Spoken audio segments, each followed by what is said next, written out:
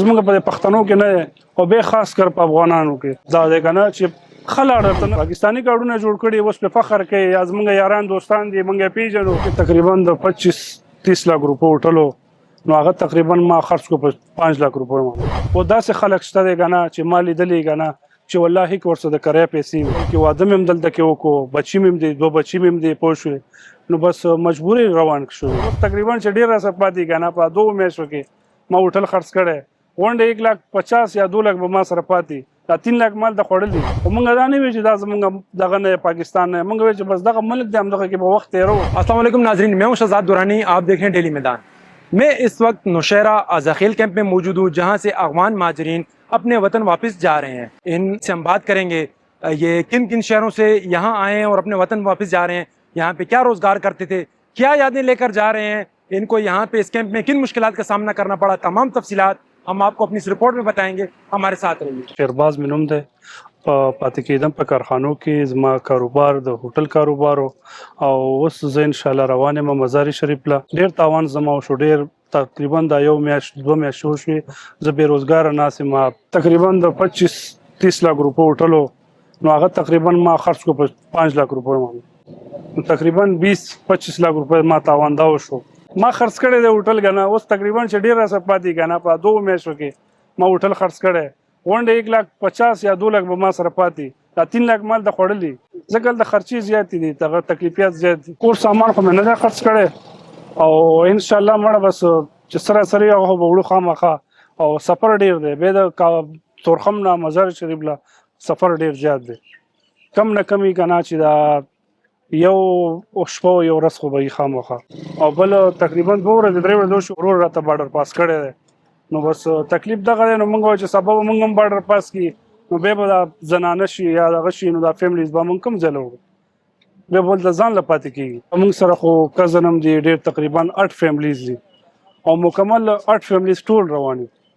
یو هم نه پاتې کیږي بس ټول 8 فیملی ټول یو ځای ته پاکو کو چې بس زوبه بس دینه بس او جی یره بس د مجبوري روانه زما خپل پیدایش هم دلته شوې 2001 زما پیدایش ته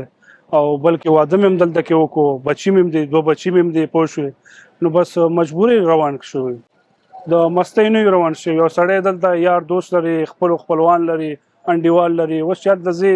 هلته خپلوان شته او ډیر تکلیف دی موږ هلته خو بس خامخه یار دوست پیدا کې خپلوان د پیدا کې کنه او خامخه ډیر تکلیف ډیر ټایم ولګي لکه څنګه چې کم خوشحالي لته کم دغه منګه دا نه دی چې منګه یا افغانستان ته خامخه زما کینه اوسه پورې ځم دلته پیښور کې ګرځم په هر یو ځای کې په هر یو کینټ ځم هر ځای لازم کنه او موږ دا نه وی چې دا زمونږ دغه نه پاکستان نه موږ وی چې بس دغه ملک د همدغه کې په وخت تیرو ژوند به تیرو نو حتی چې بس مجبوری شي او دومره مشکلات شي نو بس به خامخا خپل وطن ته ځي او امید هم د الله به رزق راکړي سرمایه به بس یو بل نه راخلو یا خپل مزدوري کو خواري وکړو مهنت وکړو تاسو چې موږ هم دلته پیدایش شو دغه مو شو کنه نو موږ هم داسې خواري مهنت وکړو پردی مزدوري مو کړه دغه مو کړو تاسو خپل هوټل خوندان شو نو ان شاء الله جلد لاړ شو نو هلته هم داسې مزدوري وکړو خواري وکړو امید هم د الله هم د خپل کاروبار روزګار دغه کې پوښي نو ان شاء الله هلته هم الله یو مړی رزق دی راکوي به ان شاء الله زموږ په پښتنو کې نه او به خاص کر په افغانانو کې دا دی کنه چې خلاړ ته نه خي کته اوس ورزیم کنه ته بس لخه کې ځان ته چې زمړل ته به مړی رزق برا کې خو به خو اگر د داسې لار خي پوښي چې سره د افغانستان هم توې چې چرته بس انډیا ته لاړ شم یا چرته دغه ته لاړ شم کنه او چې افغانستان ته لاړ نه شو خلاړ ته نه خي یار د سينو چې راشل د بزنس وکا یا د کاروبار وکا یا د روزګار کیږي او مړی رزق به خو درګي او چې چاتم کال کې یا دغه کې کنه اگر د وای مړ بدل د سیدیو چې چانه پښتنه کې د کہانی خلک وي ولی کہانی خلک وي انسان سره وعده رزق وعده الله کړی الله به ورکي ادم خلک د کاروبارونه کوي روزګارونه کوي ان شاء الله دوم افغانستان جوړ شو نور هم جوړ شي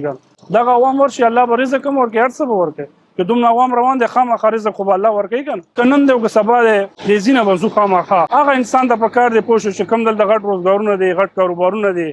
نو مهرباني دی کی دغه غنا چې بس پوخ دی ځان راټول کې خپل مال او حال راټول کې غنا اصل دی نه دا خبره و چې ملاويږي خو بس خپل وطن خدای کنه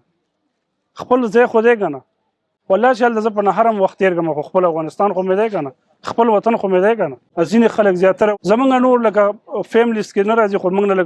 فیملیز کې جدا دي کنه افغانان دي پاکستانی کارډونه جوړ کړي اوس په فخر کوي از موږ یاران دوستان دي موږ پیژنو چې دا یا د مارکو دی دا شینوار دی برنې شینوار دی دلته به پاکستانی کارډونه جوړ کړي وای به چې ځاله ماجر ز خپل وطن ته ځه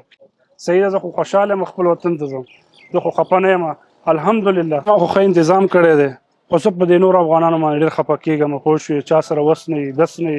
پیسې نه او داسې خلک شته دی کنه چې ما لیدلی کنه چې والله کې ورسره د کرای پیسې مې والله که روزګار دغه سیګټي وخوري ګټي او بس ماښام یې وخوري بچولې راوړي داسې فیملیز ما لیدلی کنه ما ته ویل چې خیر لږ کومک را سره وکړه پوه شوې چې لږ راسره وس دس وکړه دا کرای مې وکړه دغه مې وکړه نو ما ورته ویل چې ولې نه زه خو به یو کور وکړم دوه وکړم درې به وکړم که نه نو دومره خو نه شم کولی داسې فیملی شته چې هغو سره کرای پیسې هم نشته خوراک پیسې خو لا ایسته پرېږده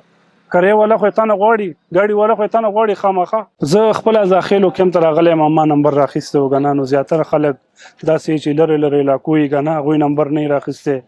نو ډېر مجبوره راغلي دلته پوه شوې نمبر باندې نه پوهېږي دغه باندې نه پوهېږي نو زه دغه وایم چې خیره د افغانان ډېر بې تعلیمه پکې دي هغه خپله مزدوري وکړي نمبر نه یې خبر اوس دلته زیاتره ما ولې د نمبر غریبانان نه ورخته یار موږ له پته نه وه موږ خو ویلې چې بس را به شو بس چیکینګ دی وبې شي بس ټوکن به راکړي او موږ به ډایرکټ افغانستان زیاتره ګاډي ولاړ دي چې هغه ووایي چې بس موږ به چیکینګ وشي او لاړ به شو دغه اوس ومې کته اند لوړګي نه راغلي دي یو کس راغلی و لوړګي نه نو غریب ویلې چې ما خو نمبر نه یې راخیستی ما ته پته نه وه د داخلو کې چې داسې به نمبر راخلي او تا ته به ټایم درکوي دغه به درکوي نو دغه تکلیف زیات دی چې دغه ورسره وکړي چې کوم یو کس نمبر نه یې اخیستی هغې له باید چې نمبر ورکړي یا لږ سهولیت دی ورسره دغه ورکړي چې خیر لږ هیلپ ورسره وکړي په دغې باره کې خپل ځاني زما کوم تره چې دی که نه هغه خپل ډیپورټ کړی دی داسې نور افغانانو زنانه پاتې دي پوه شو واړه ماشومان دي اوس زه ولاړم ما ورته ویلم دغه دی ما خیر دا زما زنانه پاتې دي پوه شوې ما چې لږ دغه یې وکړم هغې سره لږ هیلپ وکړم لږ منډه ووم تاسو خو داسې هم نه دغه کوئ چې لږ هیلپ ورسره وکړم ودرېږم زنانه دي ماشومان دي نه پوهېږي بس هغې ما نه ډایرکټ پرچه واخیسته پوه شو ډایرکټ را په منډه کړم وځه به ستا کار وشو وځه به هغه هم زما فیملیز ده هغه هم زما یو عزت دی هسې به نور هم راځي نور به هم دغه کېږي زنانه په څه شي پوهېږي ماشومان په څه شي پوهېږي نو باید چې خیر یو کس ورسره پرېږدي که نه چې هغه خیر هغې هیلپ وکړي هغه ته لار وښیي یا داسې وکړي یا نمبر غواړي هغوی په نمبر چېرته پوهېږي اوس زه په نمبر پوهېږم ما کار زر وشو الحمدلله زما والد صاحب کار زر وشو زه په نمبر پوهېږم هغه سره مې دغه وکړو هیلپ وکړو نو بس اوس مې چې هغه سره هیلپ کولو نو بس ما نه ډایرکټ پرچه راوخوړه بهتره بهر شو